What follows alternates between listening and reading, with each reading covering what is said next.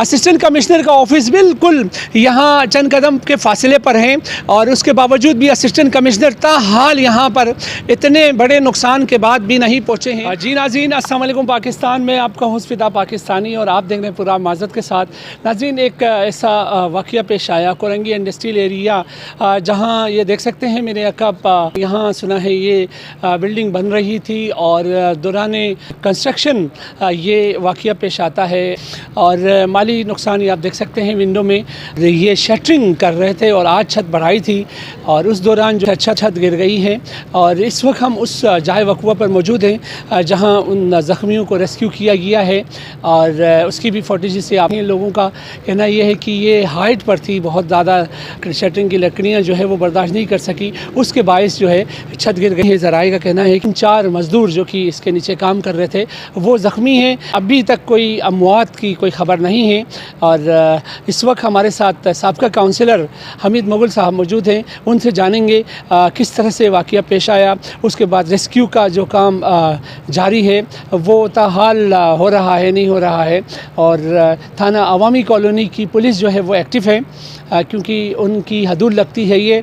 और इस वक्त सब इंस्पेक्टर गुल मोहम्मद साहब भी मौजूद है हमारे हमरा और उनसे भी जानेंगे कि रेस्क्यू किस तरह से किया, उन तक कैसे इतला मिल रही है और ये तमाम चीज़ें आप तक लाने की भरपूर कोशिश करते हैं। अस्सलाम वालेकुम। वालेकुम सलाम। क्या हाल है, खैरियत से हैं सर? अल्हम्दुलिल्लाह, दुआएं अच्छा, आपकी। ये बताइए ये वाक़या कैसे पेश आया? फ़िदा भाई माशाल्लाह, जिस तरह आपका वॉइस ऑफ कराची हर वक्त ख़बरों के लिए कोशां रहता है, जैसा कि आप जानते हैं कि यहाँ पे ये कोरंगी इंडस्ट्रियल एरिया का इलाका है, सेक्टर 19 अवामी कॉलोनी।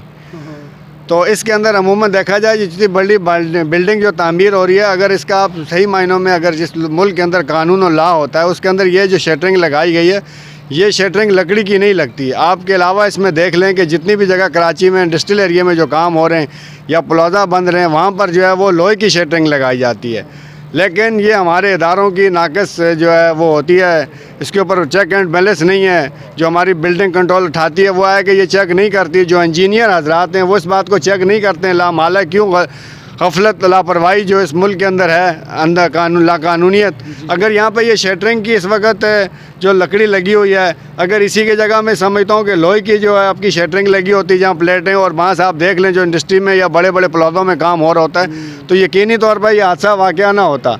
तो इसकी सबसे अहम जो है वो गलफत है, वो इस वजह से लापरवाही जो है वो शटरिंग की लकड़ी की वजह है। बहुत ज़बरदस्त बात की इन्होंने कि इदारों की एक मिली भगत होती है, किसी किस्म की चेक एंड बैलेंस नहीं होती है। जो शटरिंग लकड़ी की गई है उसकी जगह में लोहे की शटरिंग होती, क्योंकि हाइट इसकी बहुत ज़्यादा है और लकड़ी इसको बर्दाश्त नहीं कर सकती है और इससे में हकीकत है। और अब यहाँ पर जो है हमारे हमरा सीनियर सहाफ़ी आरिफ कमाल भाई भी मौजूद हैं, उनसे भी जानने की कोशिश करेंगे को क्या कहना चाहेंगे। और इतना एक बड़ा वाक़या पेश आया, SBCA वैसे तो किसी का घर बन रहा हो वहाँ चंद टकों के लिए तो पहुँच जाती हैं, मगर सरमाएकारों का कुछ नहीं बिगाड़ सकती। क्या कहना चाहेंगे? बस कहने का मकसद ये है कि आपकी बात बिल्कुल सही है। ये SBCA की नाअहली है जो कुछ पैसे लेके इंसानी जानों से ये SBCA खेलती है।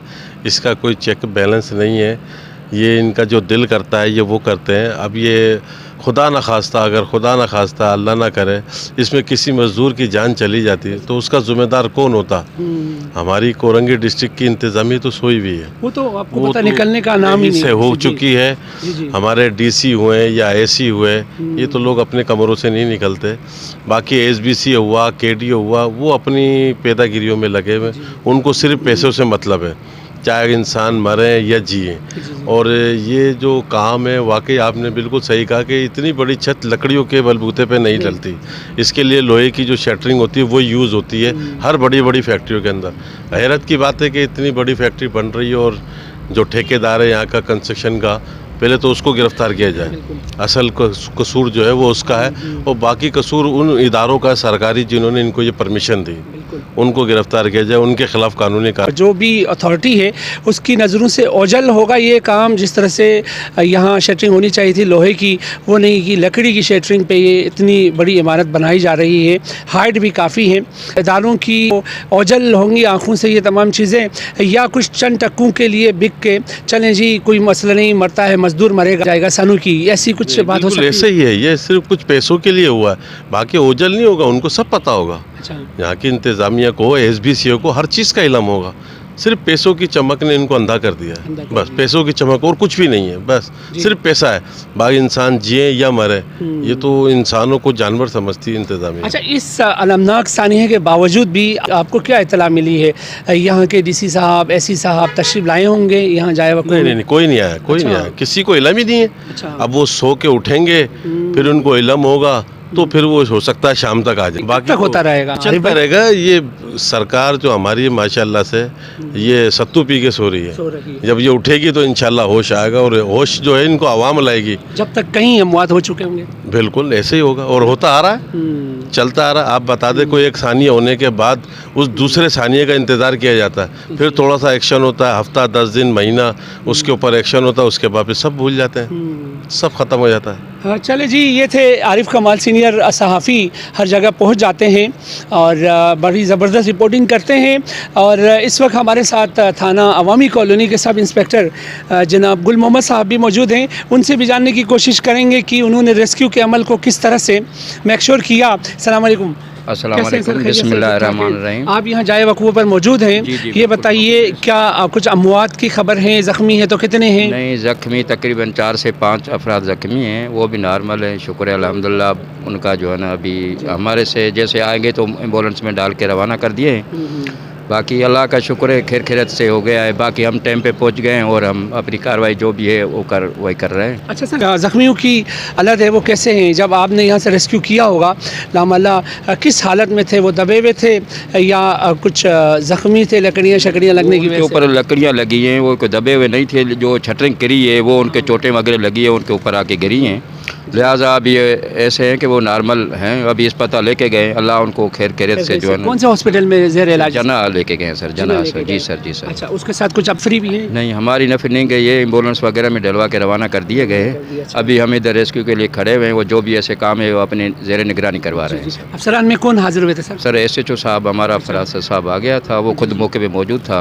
मैं अभी एडिशनल SHO हूँ और मैं भी अभी मौके पे खड़ा हुआ हूँ। मौके पे खड़े हुए अब, और ये देख सकते हैं कॉर्डन ऑफ किया गया है। काश ये चीज़ें हादसा से पहले हो जाती हैं तो इंसानी जानें बच सकती हैं, मगर हमारे यहाँ ये होता है कि हादसा के बाद तमाम तर मुतल्लिका इदारे पहुँच जाते हैं।